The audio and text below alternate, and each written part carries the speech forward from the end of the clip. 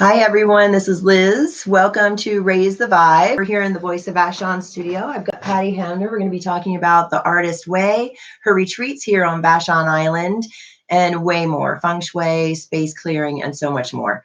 So remember to like and share, and I hope you guys enjoy today's show. Thanks.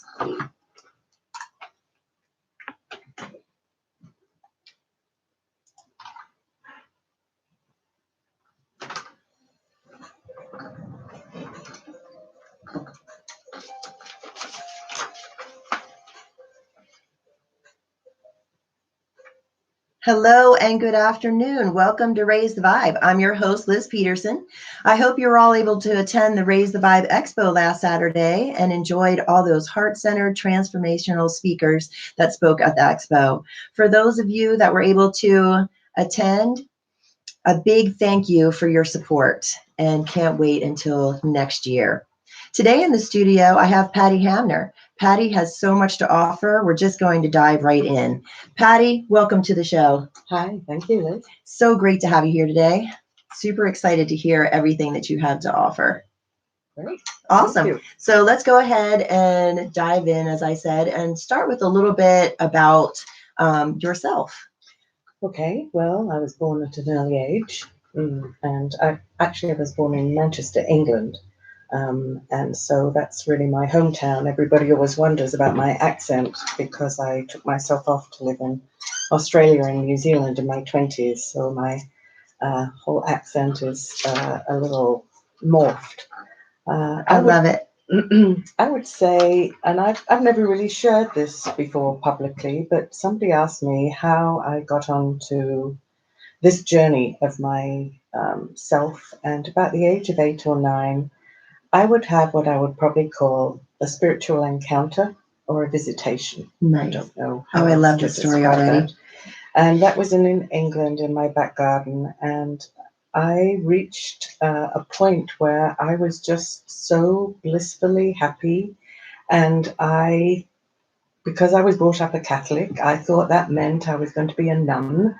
And so I raced off to church. I ran all the way, the 2 miles at my age of 9 or 10. I can't be specific of the time. And I sat in church and I didn't really know what to make of it. So I never really talked about it till I was probably in my 20s when I started my quest for really searching. And that took me to Australia. And I worked in Perth, and then I moved to Melbourne. And so I have a big story, I guess, because then I started working with the Aboriginals in Australia. Nice. How was that? Well, they're fascinating, but it also helped me really understand what my spiritual encounter might have been. I'd never really put it all together before. Okay. So I was really blessed to study with them, to be with them, and my heart feels a little heavy right now knowing what's happening in Australia. Yeah, I can only imagine. Yeah, so anyway, that was the start and the opening of a great exploration of everything that I wanted to know about energy and space and our own physical bodies and what we know and what we don't know, what's hidden, what's seen, what's through the veils. So I lived in Australia for 20 years. Would you mind sharing a little bit about this encounter? No, I don't mind at all. I was on my swing in my back garden, which was my favorite place to be. It was the middle of summer, I remember that, because I always loved the morning chorus in England and the birds. And there was a quality of the day, the light. It was probably about 4:30 or 5:30 in the morning. I was woken up out of a reverie. It's hard to remember sometimes when you're 9 or 10, but that somatic feeling is really strong and I can tap into it now. And I was on my swing and I was just feeling the air as you move back and forth, and the smells of the roses from the garden that my grandmother had planted, and the birds were chirping, and I just looked in the corner and there was this vision, and I can't even begin to describe it. It was quite surreal, but it had color and it had light and it had a presence about it. And in this moment, I stopped my swing and I looked over, and it was in the left-hand corner. I remember it well. And it was like an angel. And this angel said, "You are not meant to be here in England. You have to travel and you have to take some gifts." And that's all I remember. I might be making some of those words up, but the feeling, the essence, there was a knowing that I had something that I needed to do. Pattie, that's beautiful. Thank you so much for sharing that story. And that's not anything I've ever said publicly before, because it Thank you makes for me sound sharing it about here. a woo-woo, what? She's a No, not nutcase. anymore, because so often, and thankfully on this show, people become vulnerable and share those beautiful stories. And I'm so thrilled that you shared it with here on Raise the Vibe. Thank you so much. So what do you think was the main theme or a thing that you learned while you were in Australia? I believe being in the outback of Australia in a place called Wilpena Pound, which is just north of Adelaide, south of Ayers Rock.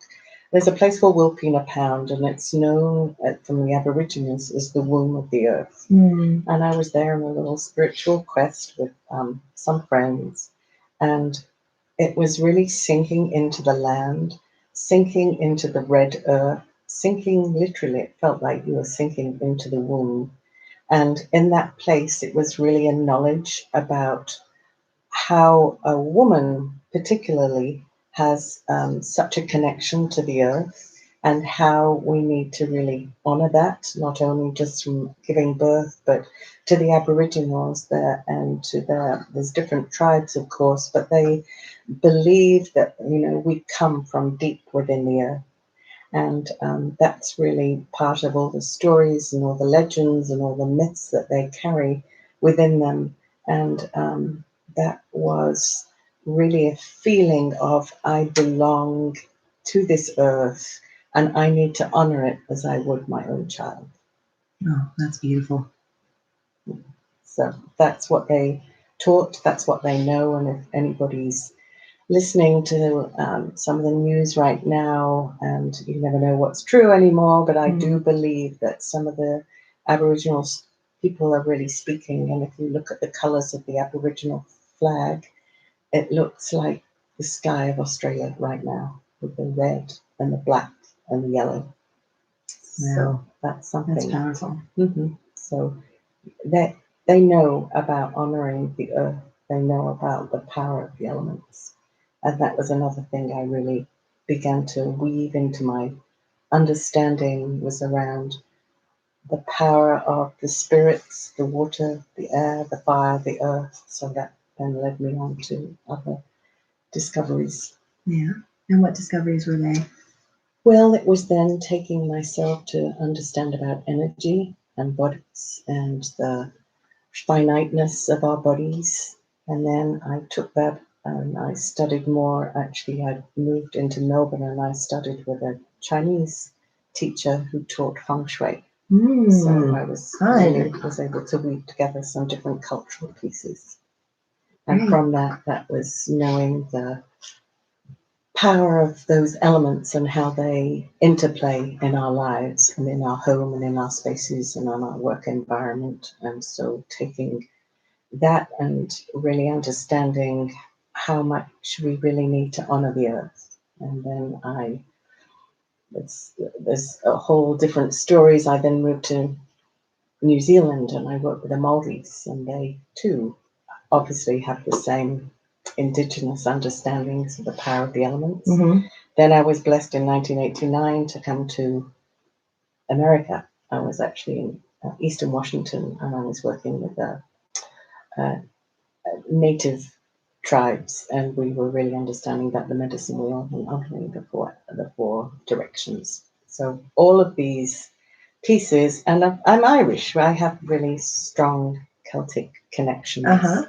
So when you put it all together, it's a wonderful, rich bowl, a rich crucible of knowing we are so much intricately connected to all of the elements that we're in, and to honor those and to be very grateful. and to know the balance that we need to have, and how we're a little out of balance right now. Just a little bit. Yes. Yeah. A lot of what you spoke about there at the end when you were summing everything up felt really about oneness, about all of these different cultures really kind of speaking the same thing and teaching the same thing. You want to talk a little bit about that? Yeah, I think anybody who has studied anywhere, doesn't matter if you're in Iceland or if you're in the Antarctic or if you're in Thailand, wherever, indigenous people, and they know this. Anybody who's studied with in South America, if you're doing Toltec or if you're doing Mayan, they all have, it's the same theme, it's the same story, it's the same wisdom. It's just maybe offered in a different way, but the real essence of it is what we have. And I think part of what people are really yearning for is to go back to some of those basic primary needs to help us really land back in our bodies and to be really awake, really aware, and to honor those elements and those spirits and those totems and everything that is so rich, that we need to take our blinders off and sink into the earth. Yes. Sink into the water. I agree. Thank you for sharing that. That was beautiful. Yeah, I think that having a connection with the planet is really what we need right now. Yeah. So it's not, that we're existing on this planet, but the planet is co-creating with us in existence on the planet, and to learn how to work with the elements again, I think is really important. And it's really got our attention. It does really have our attention water, right volcanoes. now. Yeah, we can't deny that there isn't. It's not a whisper anymore. No. It's a big loud. Yeah. It's time for us to start living, together with the planet, for sure. Before it's too late. Okay. All right. So we don't want to get too dreary here. We won't. It's not going to be too late. We're raising the vibe. Yes, we are. We've raised the vibe, and it's still rising more. Yes. All right. So you set off on a quest for the Holy Grail. So can you talk a little bit about that? Because I thought that was really fun when I read that in your email you sent to me. I didn't know if I really understood what the Holy Grail was until I was way into my spiritual journey, but it was something that really triggered me around Camelot and the whole story of the Knights of the Round Table, and that's very mythical story and that legend. And then it was really knowing, I think we're all on a quest, really. People might not identify it, but we're all seeking something, and nobody really knows how to find it, but there's a hunger for something that is unseen, that we want to have, that will fill our souls, will connect us back. So I think that's took me on my journey of exploring all of these different tools, all of these different spiritual teachings, all of the learning, all of the reading, now all the podcasts, there's so much available. And I feel like I've reached a point of getting closer and closer, and then I know there's more, and then I know there's more, and I keep finding these wonderful teachers who just inspire me and raising a vibration. So I'm open to keep on learning, because it's not a place you get to, it's a constant unfolding. Yes. There's a richness in there that is magical and mystical. Awesome. You do. So speaking of that, you do vashon retreats, and it sounds like they encompass all of what you've been talking about. Can you tell our listeners a little bit about your retreats and what they could expect if they were to sign up for one? Sure. So I'm just going to back it up here a little bit. Sure. Just to say, about 20 years ago, I had a vision when I was being coached by my own coach. And in this vision, I saw a house on a hill with water at the front, trees behind me. And it was a space where I felt people were walking up a hill coming to me. I had just arrived in America. I was not married. I didn't have a house. I didn't really have a job. I was really on my quest for once again, looking for the Holy Grail. And then the world just wove it all together. And in probably a year, I came to Vashon. And then after a number of years, we found a house and bought a house. So this is my house on the hill, I call it. Awesome. And it was the dream, it was the vision that I had.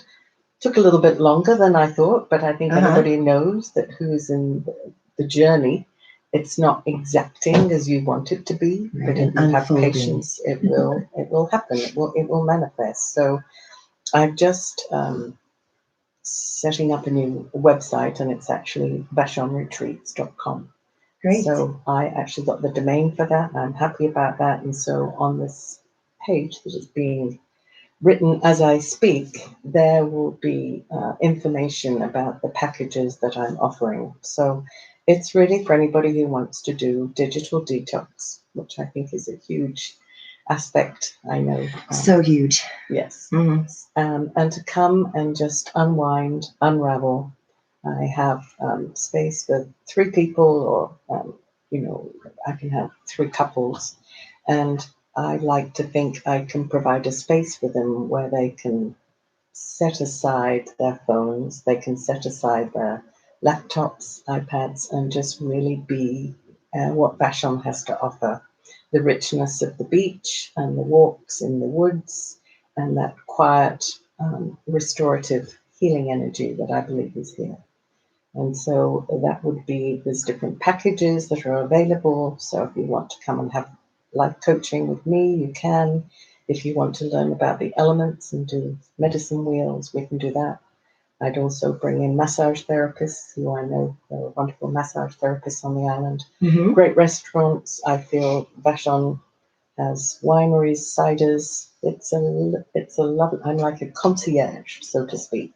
Oh, I love that. I can put that all together in these packages, and people can come for a day or 2 days, or they can come for a week. It really sounds like you've set up a sanctuary space. I would call it a sanctuary. Yes, very much so. And I'd have the house on the hill, and it's just got an acre and a half, but it looks out at Quartermaster, and it has some qualities from a feng shui point of view that really attracted me. Nice. So that I feel has helped elementally structure a space that feels empowering to others, but peaceful at the same time, safe, quiet, and a chance to be really reflective. Nice. Mm-hmm. Yeah, we all need that sacred time, to ourselves to reflect. Yeah, and it's now keeps developing and growing. So I've been offering. We did a yoga retreat last weekend.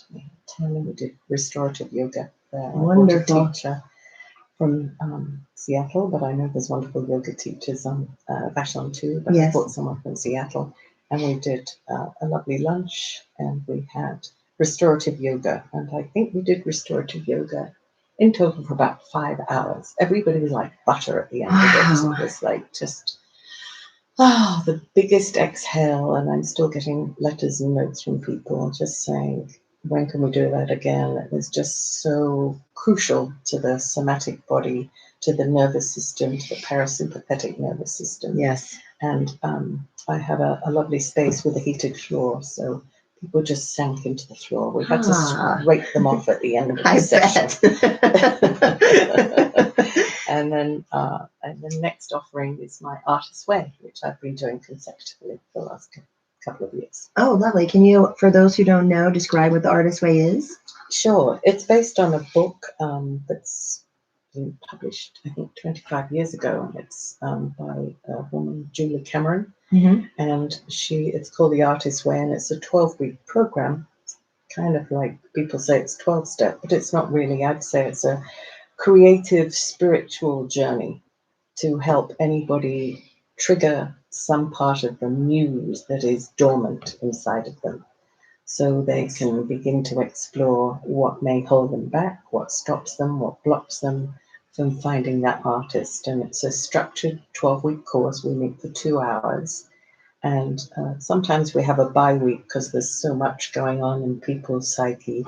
And it's a matter of doing morning pages, journaling, taking yourself on an artist date. That's where you literally take yourself out by yourself to something somewhere new that you might never go before. And just be conscious, be in the present, and witness and watch yourself and absorb beauty and everything that may be around you, or whatever you're doing, and just witnessing. And it's a course I usually have about 10 people. And so there's a lot of wisdom that gathers when we have a group together.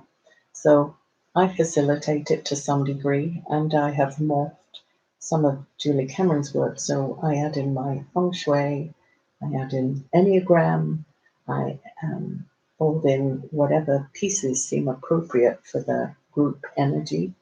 And so it's some life coaching, everything in there. So people have a really rich experience after the end of 12 weeks. Oh, that sounds lovely. Thank you. I'm really happy to offer it because I feel it's a place for people to land on the island if they've been working late, and it takes you out of your left brain oftentimes into your right brain. And, there is some discipline, it is structured, but whatever you want to put into it is what you're going to get out of it. Nice. Cool. You mentioned Enneagram. Could you talk about that a little bit? I was introduced to the Enneagram about 15 years ago, and I have found it to be one of the best tools for understanding ourselves and each other and the relationships that weave together.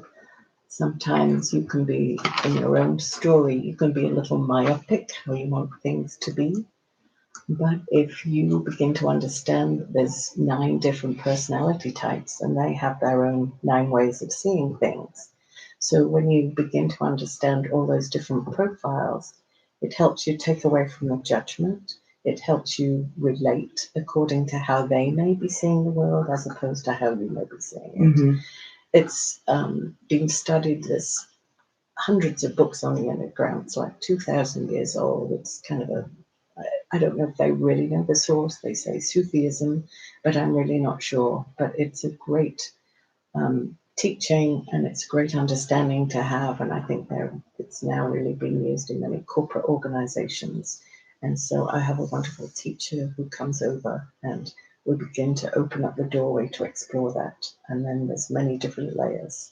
But just that introduction, that basic introduction, I believe can really give somebody a greater understanding, a greater depth of how everybody ticks, and why sometimes people really challenge us, and sometimes people can really push our buttons. And once you know the where they're coming from, then it's much easier to exhale and go, okay, I'm going to put myself in their shoes for a moment. Mm-hmm. But that's a very basic introduction to the Enneagram. But well, that was a great description. I think it's a great tool for anybody to have. I mean, it can help in relationships, it can help you understand your children. Mm-hmm. The quest is trying to find out your particular type. And then once you start that, then it's like the Sudoku. You can start playing with the Sudoku, getting everybody into a pattern that you can understand. Oh, I like that analogy. You also do writing classes. Yes. This is another little story about me, but I had had my astrology done, and I think the astrologer came down so heavily, and she said, "You really should be writing." So that was in the back of my mind. I didn't, I have so many other things. It's like, do I really want to write? But I did. I joined a group on the island, a wonderful writing group on the island. It's just a small, intimate group. And I love my teacher. I won't say her name because I'll keep that. I didn't ask permission. But we meet every 2 weeks, and it's a really therapeutic way, I think. It's not just journaling, it's getting prompts and writing. And out of that, I saw the richness that can come from people just sitting, having a prompt, being together collectively. So I had a group, we had about 10 of us write, and it was wonderful to see what some people did poetry, some people did just little vignettes of stories that would that just came from deep within. So I know there's a richness inside everyone. So I love writing, and I feel it's a nice way where you're not on a computer. You do it with pen and paper, and that accesses a different part of your brain. So I think they're recognizing now the importance of doing cursive back in school.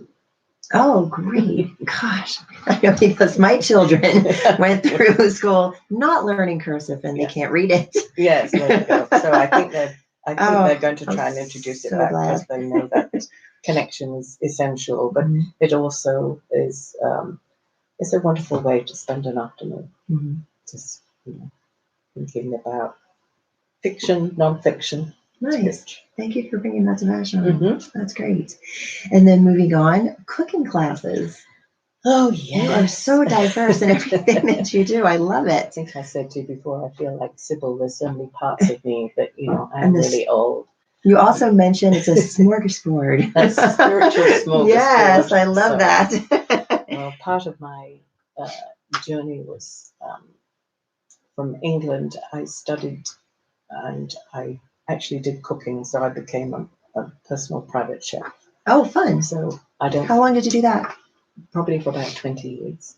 Yeah, Interesting. Yeah. So in Australia and New Zealand, and I started in England, and I went to Cordon Bleu school as well. Wonderful. So, that is part of me which I feel is just innate in me because I did it for so long. But I always get people saying, "Can you tell me how to make that? Can you tell me what's the recipe?" So Liz, I don't have recipes. I just make it up as I go along, and I know a lot of other people do with that. But it's just something that's comes easy to me, but I know it's a challenge for others. And so I have taught just some basic cooking in my kitchen. I can't really host terribly many people, and there's some wonderful chefs on the island, and I know there's some um, places where you can go into Seattle and do cooking schools. Mine is just part of the, my package that I like to offer. So if anybody needs simple recipes, they can go home and repeat. Then I like to offer those. Or if it's not really French exotic food anymore. I try to keep it as organic and as healthy as possible. Nice. Yeah. And there's so much here on the farmers market. It's kind of and I have, I can go out to my garden and pick herbs and do things. And I think herbs are the key ingredient to good cooking. Yes. That's my little secret. Especially fresh herbs. And I was reading online on your website that that's part of your retreats is the cooking. So how wonderful that you're able to weave that into your workshops and your retreats. Well, I think it's part of the feng shui of having communion. And so being in a gathering, being in a kitchen. I'll explain a little bit more. Well, in feng shui, it's there's something called a bagua, which is, once again, the number 9.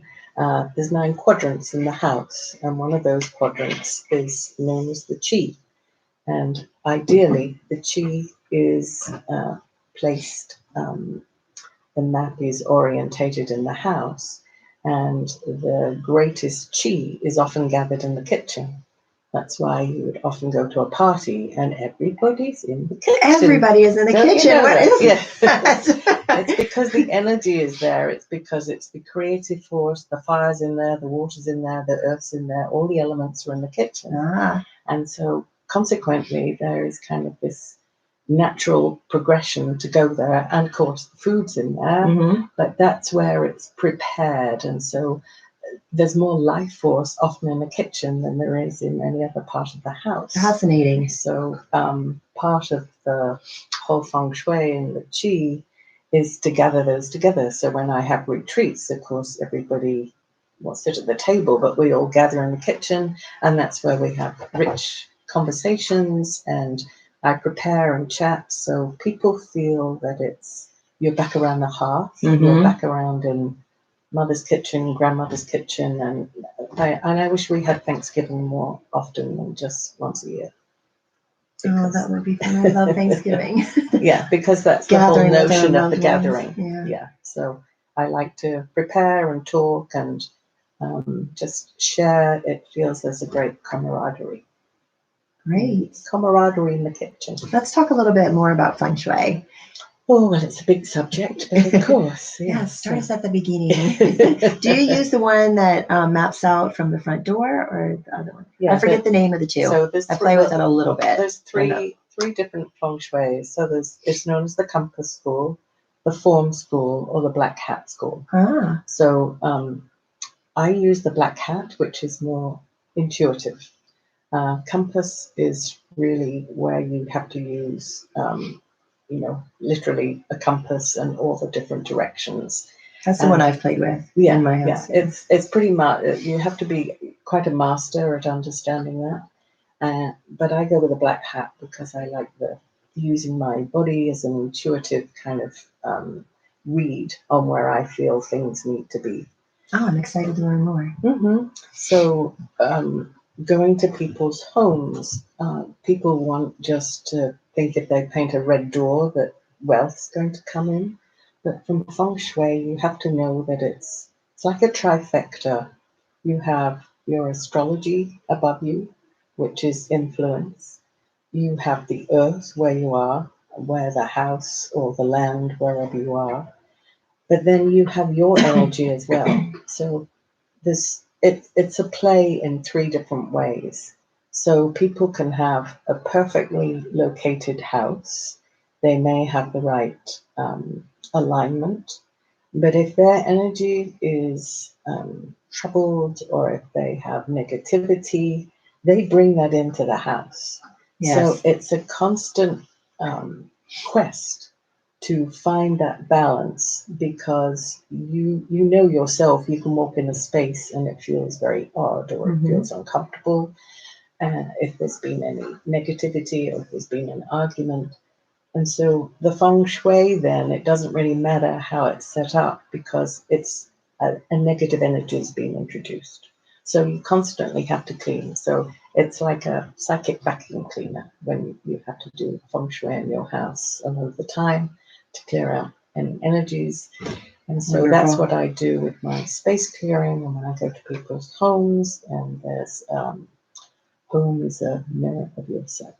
That's what I say. So it's trying to find a way where you use light and chi and balance and putting all the pieces together so that your house speaks of harmony.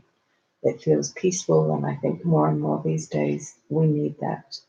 Feng shui, I think, has been a little misunderstood. So I don't know another word for it, but I just like to call it, internal space, because it's your own internal space and it's the space of the house.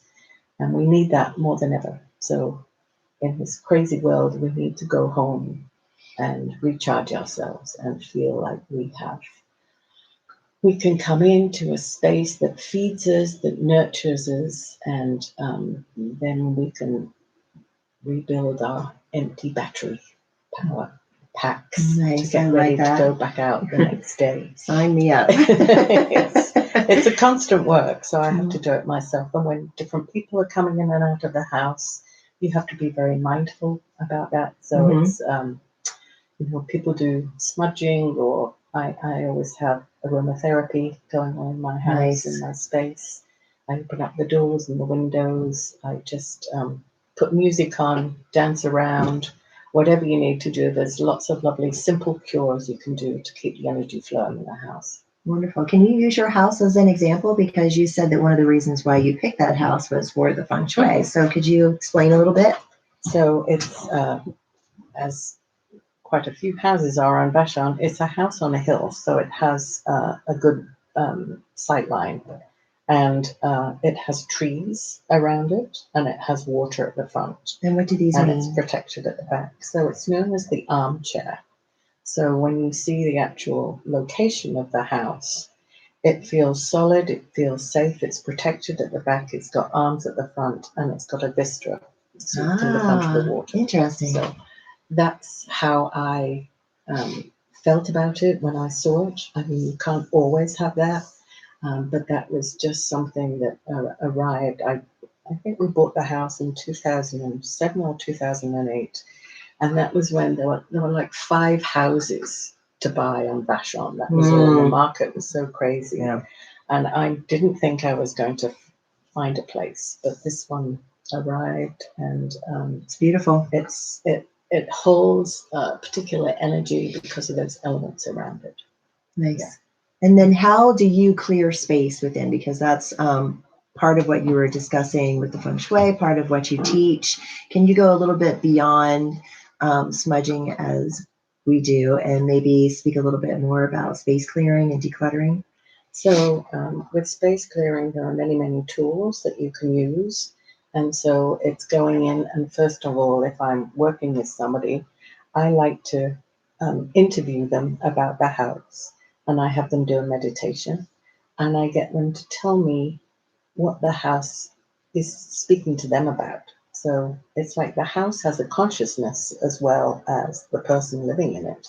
And if you can step aside from feeling it's really woo-woo or wacky, you'd be quite surprised that people, if they close their eyes and say, well, the house is telling me it's feeling really, really unloved, uninhabited. And so we then work from that place and say, well, which room has energy for you, which room doesn't have energy for you, and then we'll go in the room, and I use a pendulum, and I'll start checking the energy and feeling if there's any energy beneath the house, if there's any dark water running underneath, if there's any ley lines. So it can get a little more complicated, but just to simplify it, to say that's where you start on the base from that. And then you move into the room, into the space, and where the energy feels stuck. If there's been any arguments in there, or if there's been any predecessor energy, as we call it, that's anybody who might have lived in the house before. If it was, God, if there's anything like a foreclosure or anything like that, you need to really clear the energy from that one. And then it's a way of doing the layering. We keep stripping away layer by layer to find out what's the story in each room, where there's any negative energy, and where the balance is of the elements. Some rooms may have, a lot of houses in the Northwest have too much wood. And wood, if it's like a tree, it doesn't move, it's pretty stuck, it's pretty solid. So you need to introduce some different elements. And then in the space clearing, it's looking at all those elements and how they intertwine together. And then we would use different tools. I use bells, I use rattles, I use essential oils, spraying essential oils. If the energy is really intense, I call it the bomb. And it's Epsom salts and grain alcohol. And alcohol. Yes, I use that too. Yeah. Since my late 20s. Yeah. I love it. Yeah. There's nothing like it. No, you have to be careful. You have to use a metal bowl. You have to know what you're doing.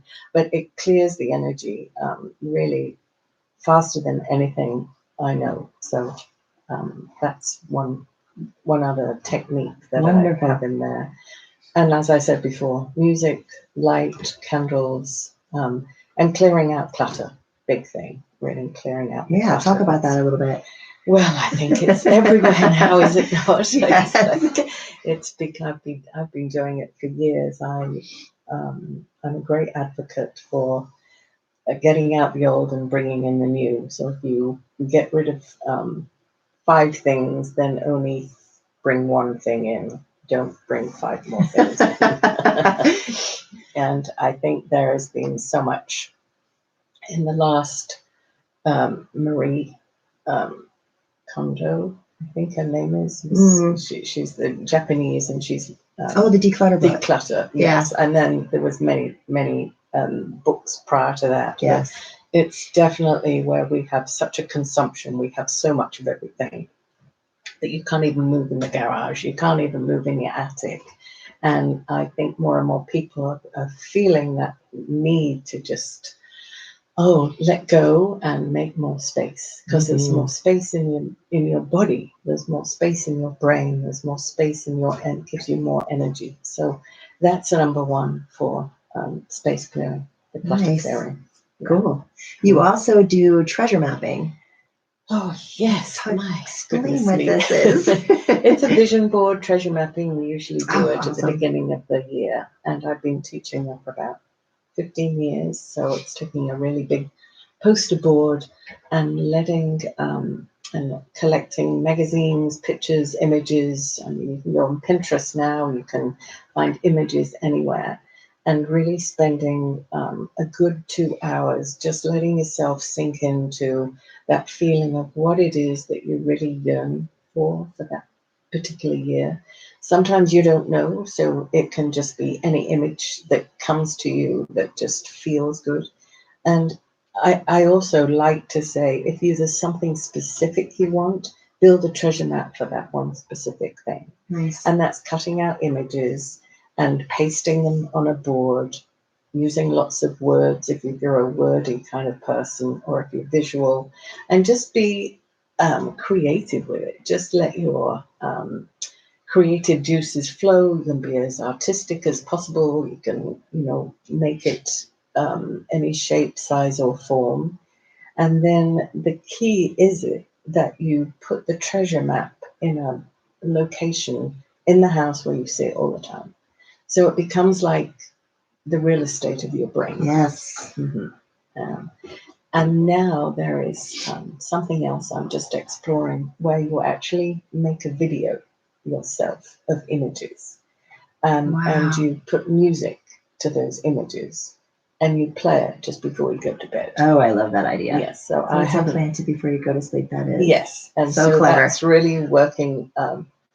There's so much now on neurosculpting and everything that is around the brain, and what our brains can really help us do. And so having that image and having the music, that is like a double whammy. Yes. Goodness. Yeah. So treasure mapping, I think, collaging, I don't know what other people call it. It's the visualization process. Vision boards. Yeah. Vision boards. Yeah. Everything Awesome. that is so crucial, I think, for, if people have New Year's resolutions, then this And can manifesting. Help. It can help. It can help. And you go back and look, and you can see where those have actually helped by looking at it every day. You are manifesting these and bringing these things into your life. I have found anyway. You've done that for yourself, yes. And now you can even get that picture, and I tell people to put it on their wallpaper on their computer, so they see that, or even on their phone. The phone is good too for the lock screen. That's great. It's your lock screen. There it is. Whatever it is you want to have, sort of a date with George Clooney, or I don't know who else would it be. But be realistic. There are sometimes that you can dream, but if you say, I want a golden Rolls Royce in my backyard next week, that's probably pushing it a little bit. So I think you have to have a level of realism.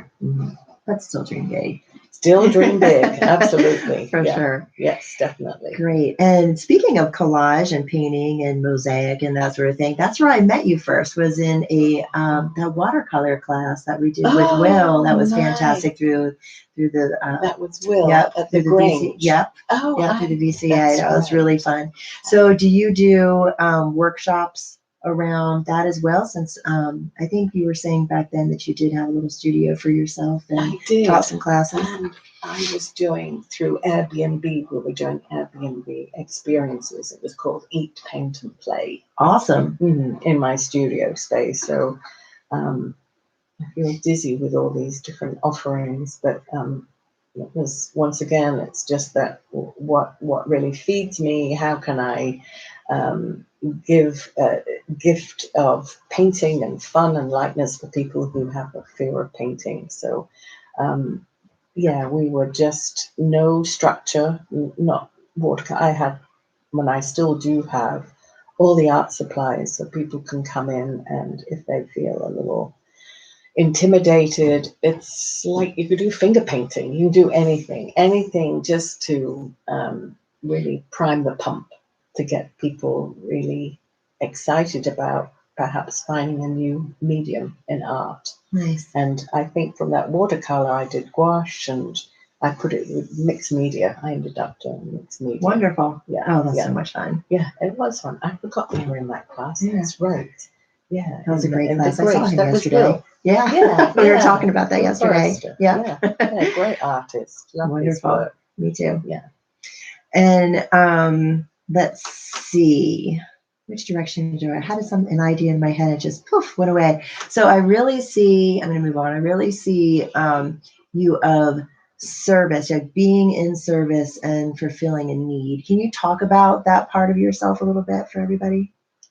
Yeah, I think being in service industry is what I've been in, being a chef, being in the hospitality industry, without doubt, that is, the number one. And I know you know that yourself. It's a great way to feel like you're contributing in some way. Mm-hmm. And I believe from my journey and for my own needs, there is so much available, there's so much out there.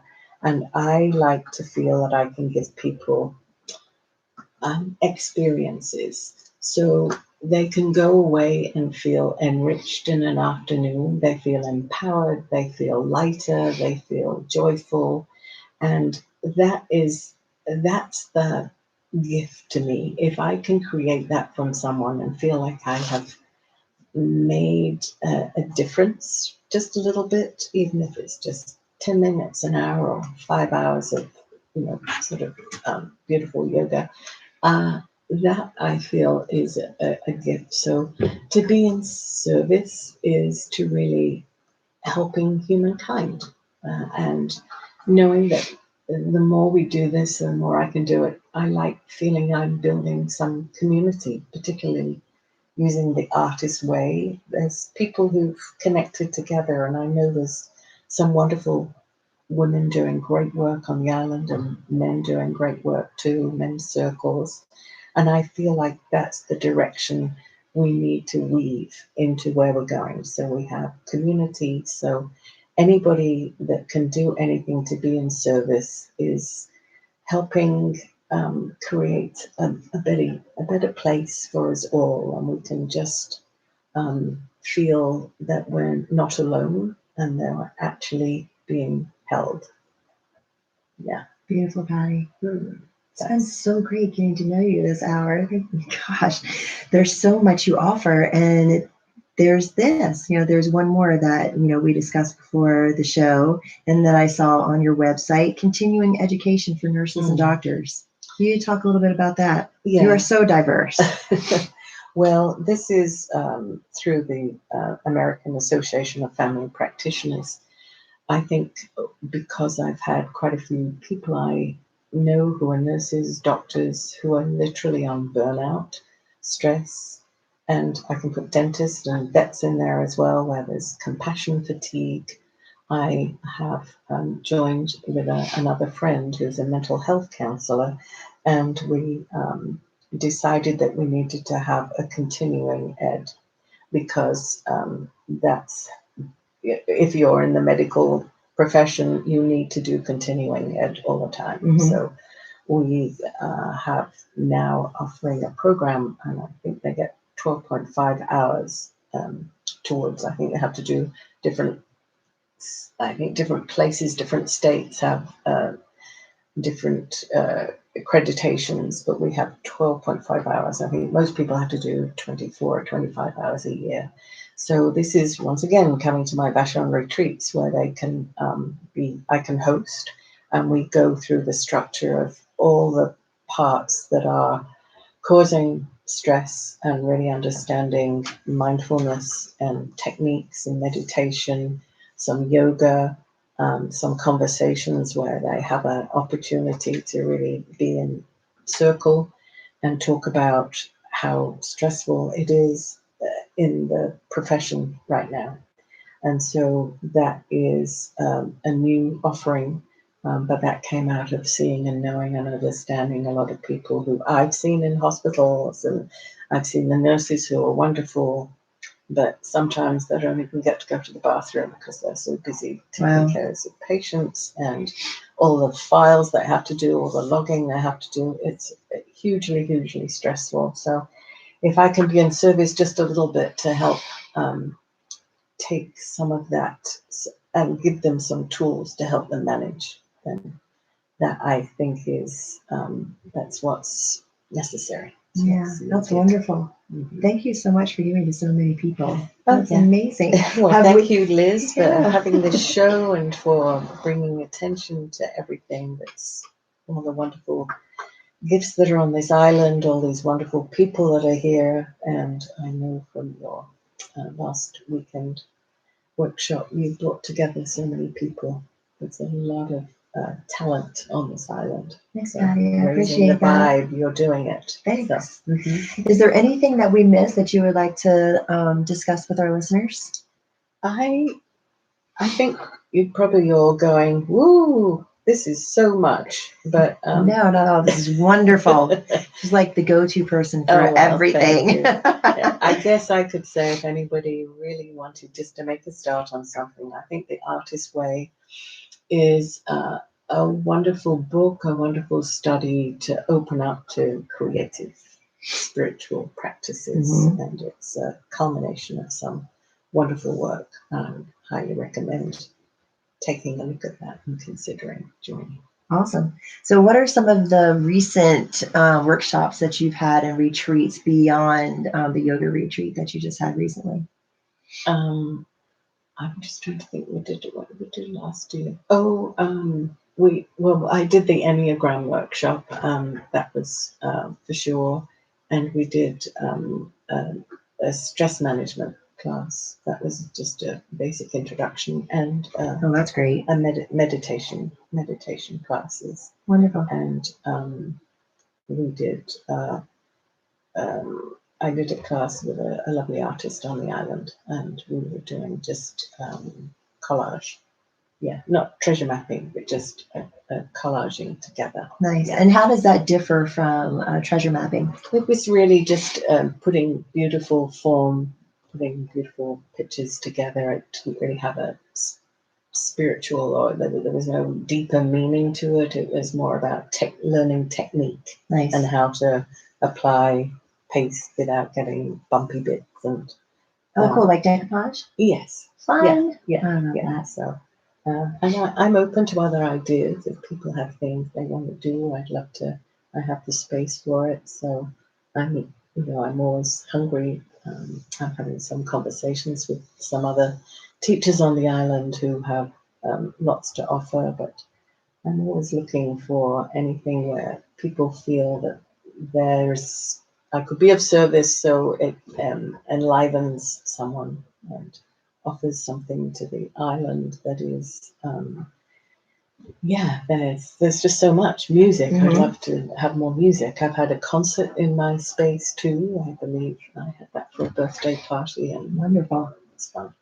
Great. Yeah, I saw on your website that you can really personalize, your workshop, that you cater to, someone who wants to come to you and really do something that's catered to themselves. Yeah. So the space, I'm doing my own vashon retreats, but I have a space too. So that's available for anybody to rent, and I'm just having a discussion with a group who are coming from Tacoma. They're having a corporate meeting, but they don't want to be in one of those corporate grey offices with grey carpet and no windows. Yeah. They wanted something cozy. So my space is my she shed, really. It's kind of a converted space. It has a heated floor and some soft furnishings and rugs and carpets on the wall. So you feel like you're more in a lounge room rather than being in a corporate space. So nice. I believe that's a little more conducive for people to sink into a different way of being and dropping out of being in that business corporate / environment. I hear that's a trend these days. We've had a couple of those on the island in different spaces. So right, that's really fun to hear. Yeah, well, I'm not surprised. I think they're trying to do that in a lot of the corporate places like Google, particularly, I know of, and Amazon. They're trying to change up that well, it's a very feng shui thing, really. It is. The perfect person to go that's to, exactly Pattie Hanmer. right. Yes, because that some of those spaces don't really allow for much. But I don't know. I mean, we've all been in them, and it just works well. But it locks you in. You're very limited, and it doesn't inspire or create. Yeah. And getting out of that environment really does inspire creativity. Well, I think environment is everything. Yeah, and so when you go into the city, into how different it's changing now, and the environment there, but how important it is for architects and designers to have spaces that make you want to just, fall in. Like if you're in a lovely hotel lobby, it can really just. You feel elegant, you feel embraced, you feel surrounded by beautiful things. And people like that. Yes. So how do people find you? Well, I'm now on, I have my first page up, I believe, vashonretreats.com, or they can find me at Pattie Hanmer. It's just www.pattiehanmer.com. Great. And it's an interesting name. Somebody called it a name with a speed bump because it's Hanmer. People want to call Hamner or Hammer, but it's Hanmer, Pattie Hanmer. So that's my website, and you'll find me if you're on Vashon. You'll find my face around town. I think you'll see my posters for the Artist's Way and often in the Beachcomber. And I'm on all the Vashonites and Facebook. Oh, good. Are you on Instagram. Facebook and Instagram? Yes. Under your name? Yes. Pattie Hanmer, or okay. Yeah. Are you gonna venture out and have one for your new website? Yeah, Vashon Retreats. Vashon Retreats. Yes. Well, I do have a Vashon Retreats now. I think that's on my Instagram. And so that's how you can find me. And you'll find me also walking in the woods with my dog. Or down at the Burton coffee stand. Or Minglement. Nice. Love Minglement. Yeah. Great. All the places people gather. That's definitely there's different hubs around town, but that's definitely, I think people know the community, and I love that about this island.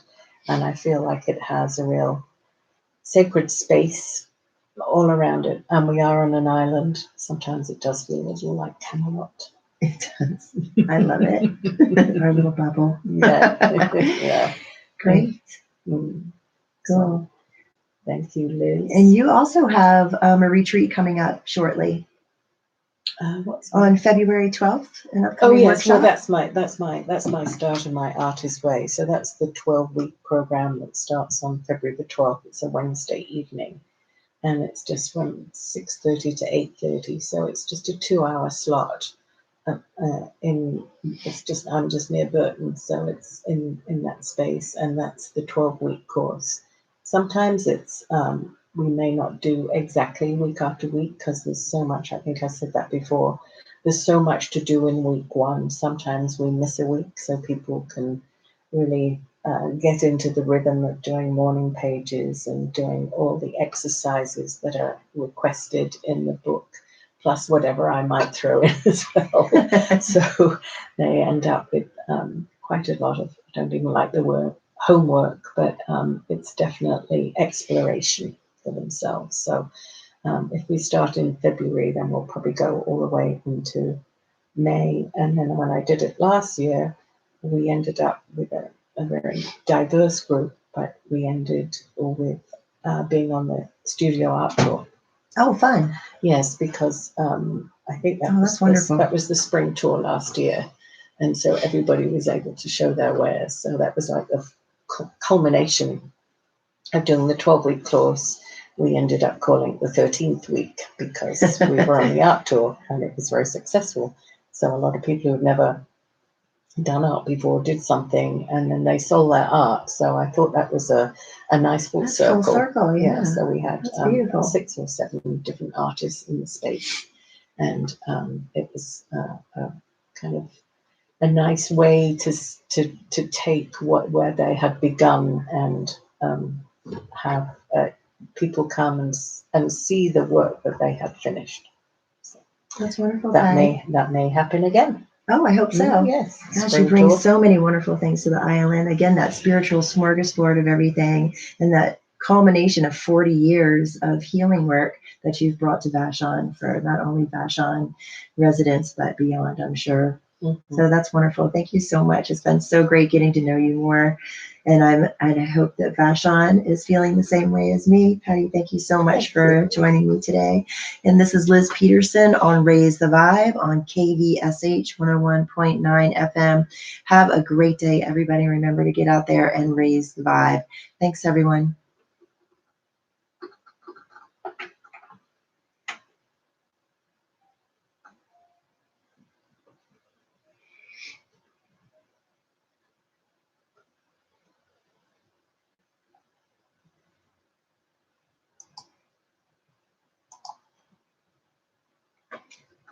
Thank you, everyone, for joining us today on Raise the Vibe. I'm Liz Peterson, and this is Pattie Hanmer. Patty, thank you for joining us today. And remember to check her out here on Vashon. And remember to like if you like the video and subscribe so you can see what we have in the future. Thanks, everybody, for joining me, and have a great day. Raise the Vibe, everybody. Bye.